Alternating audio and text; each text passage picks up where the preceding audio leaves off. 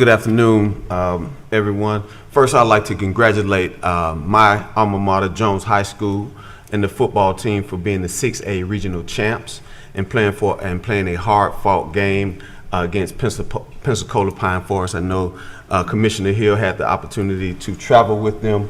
While we fell short of winning the game to go to the championship, our Tigers played a great game, and I just want to send a big shout out to Coach Williams and his team for all they're doing for our student athletes. Also, over the past few months, my staff and I have had the pleasure of visiting fire stations 7 and 10 in the district to have dinner with our firefighters. I've learned a lot talking to our brave men and women, have a better understanding of the types of calls they receive, and then the stresses that they face on a daily basis.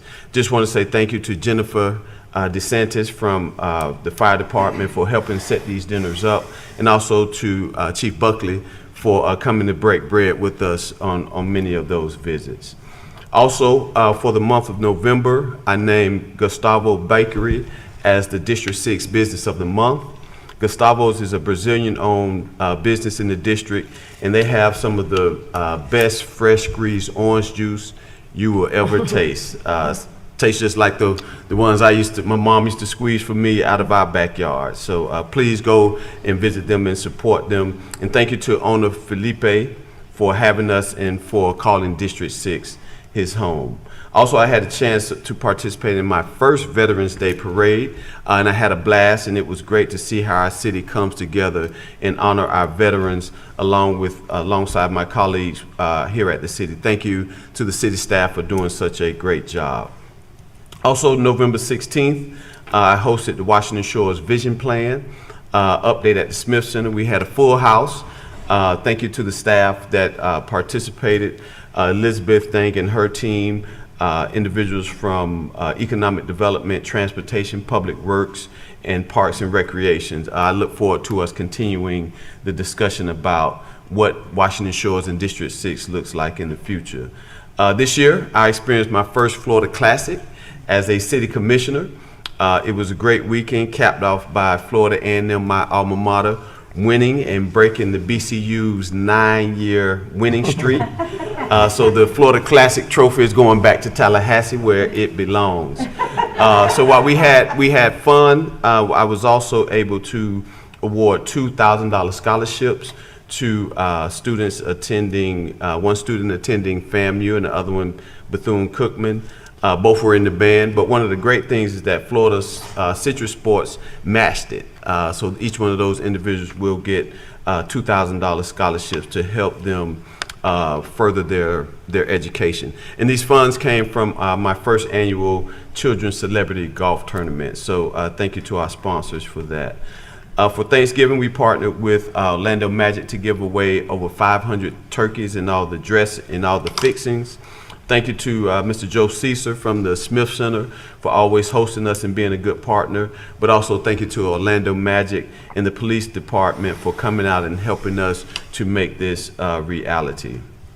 Also, I want to briefly mention Orrin Henry and his team. I think Orrin is on vacation, but his team for the great work that they've been doing with our rental assistance for our city residents. I know there's been a lot of talk about the program, news articles when it will resume, but I appreciate the leadership of Mayor Dyer and this council for working to help renters who are in need of our help throughout the community. One final thing before I go to the agenda.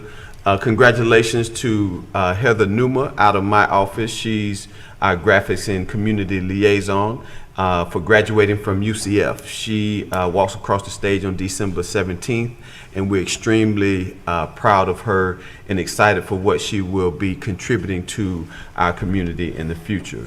For agenda items, I will like to also congratulate the recipients of the Mayor's Matching Grant for all that you do for our youth.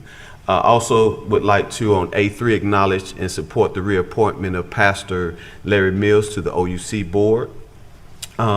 B1, I'd just like to say thank you to Chris McCullen and his team and all of the department heads that were able to manage their budget, resulting in a $29 million surplus for the city that will be reinvested back into our city to continue to improve our services as well as address some of our aging infrastructure.